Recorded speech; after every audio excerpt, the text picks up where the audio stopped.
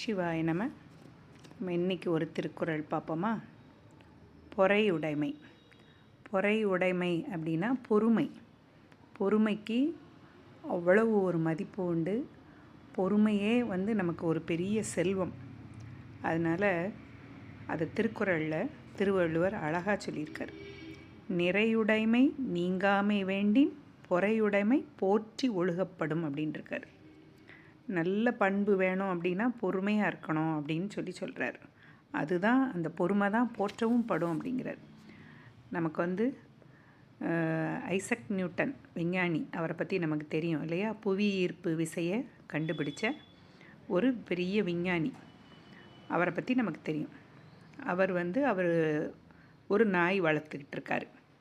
ஒரு நாள் மாலை நேரம் அவர் உலாவ சென்றிருக்காரு. அவரோட 20 வருஷ உழைப்பு எல்லாம் அந்த பேப்பரில் எழுதி, காகிதத்தில் எல்லாம் குறிப்புகள் எழுதி மேஜை மேலே வச்சுருக்காரு. அந்த மாலை நேரம் ஒரு மெழுகுவர்த்தி பக்கத்தில் பொருத்தி வச்சுருந்துருக்காரு. பொருத்தி வச்சுட்டு இவர் உலாவ போயிட்டு திரும்ப பார்க்குறாரு. மேஜை மேலே இருந்து ஃபுல்லாக புகையாக வருது. பார்த்தா அந்த நாய் அவர் வளர்த்த நாய் இந்த பக்கம் அந்த பக்கம் தவ்வும்போது அந்த மெழுகுவர்த்தி அவர் 20 வருட உழைப்பு அது மேலே அந்த மெழுகுவர்த்தி சாஞ்சி அந்த பேப்பர் பூரா எரிஞ்சிருச்சு. காகிதம் ஃபுல்லாக எரிஞ்சிருச்சு. பயன் இல்லாமல் போயிடுச்சு. ஆனால் அந்த நாய்க்கு தெரியாது இல்லையா? தான் செய்த தவறு அந்த நாய்க்கு தெரியாது. ஐசக் நியூட்டன் பார்த்த உடனே பார்க்குறாரு.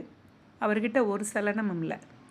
அவருக்கு சரி நம்ம கண்டுபிடிப்பு எல்லாம் அழிஞ்சிருச்சு அப்படின்னு சொல்லிட்டு பார்த்துட்டு இருக்கும்போதே அந்த நாய் இவர் வளர்க்குற நாய் இல்லையா? அது வேகமாக வாலை ஆட்டிக்கிட்டு இவர் காலை சுற்றி வருது. அப்போ அவர் யோசிக்கிறார், நீ என்ன செய்வ?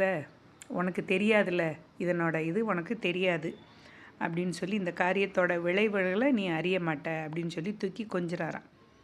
இது வேறு ஏதாவது அந்த பொறுமையை கடைப்பிடிக்காமல் இருந்திருந்தா, பொறுத்து கொள்ளாமல் இருந்திருந்தா ஒன்றும் ஒரு பிரயோஜனம் இருந்திருக்காது இல்லையா? அந்த இடத்துல என்ன கத்தினாலும் என்ன ஆர்ப்பாட்டம் பண்ணாலும் அது மனிதனாகவே இருந்தாலும் தெரியாமல் செய்த தவறுக்கு ஒன்றுமே பண்ண முடியாதுங்கிறத அவர் அழகாக தெரிஞ்சு வச்சுருந்தார். அப்போ மீண்டும் முதல்லேருந்து தன்னோட ஆராய்ச்சிகளெல்லாம் ஏற்கனவே பண்ணினதுனால திரும்ப முதல்லேருந்து பொறுமையோடு எழுத ஆரம்பித்தாராம். அந்த சின்ன கோபத்தை கூட அந்த நாய் மேலே காமிக்கலை, ஒரு வருத்தப்படலை அவர்.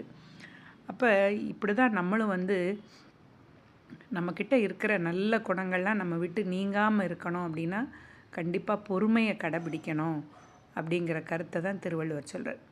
பொறுமை காப்பார் மட்டும்தான் நல்ல பண்புக்கு அடிப்படையாக இருக்க முடியும்.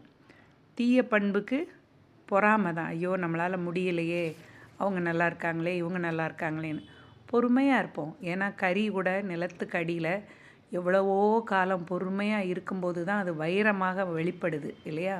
அப்போ அந்த பொறுமை ரொம்ப ரொம்ப ரொம்ப சிறப்பான குணம் ஒரு மனிதனுக்கு. அதனால் பொறுத்து கொள்ளுதல், பொறுமையாக இருக்கிறது. அதனால் அந்த எதுனாலும் நமக்கு நடந்தது தான், அதை மாற்ற முடியாது, சில தவறுகளை மாற்றி எழுத முடியாது அப்படின்னு நம்ம தெரிஞ்சும் அந்த இடத்துல கோவப்படாமல் பொறுமை காத்தோம் அப்படின்னா நமக்கு ரொம்ப சிறப்பு அப்படிங்கிறது இந்த குட்டி கதையில் செய்யலாம். சொல்கிறதுக்கு இது எளிமையாக தெரிகிற மாதிரி இருக்கும். ஆனால் அந்த பொறுமையை கடைப்பிடிக்கிறது ரொம்ப கடினம். அதனால தான் இந்த நற்பண்பு பொறுமை பொறையுடைமைங்கிறதுக்கு ரொம்ப அழகாக சொல்லியிருப்பாங்க. பொறுத்தார் பூமி ஆழ்வார் அப்படிம்பாங்க. அப்போ பொறுமை குணம் வேணும். ஒரு தலைவனுக்குரிய பண்பு, ஒரு நல் நடத்தையை ஒரு வழி நடத்திக்கிட்டு இருக்கிறவனுக்கு ரொம்ப பொறுமை வேணும்.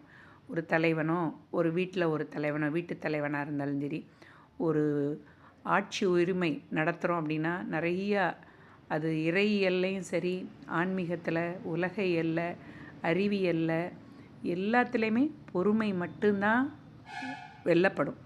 கண்டிப்பாக அந்த பொறுமை ஒரு காலத்தே அது சாதிச்சிடும். அதனால் நம்ம எல்லோரும் பொறுமையை கடைப்பிடிப்போம். நல்ல வழியில் நல்ல பண்புகளை வளர்த்து கொள்வோம். சிறப்பாக வாழ்வோம். சரியா? திருச்சிற்றம்பலம்.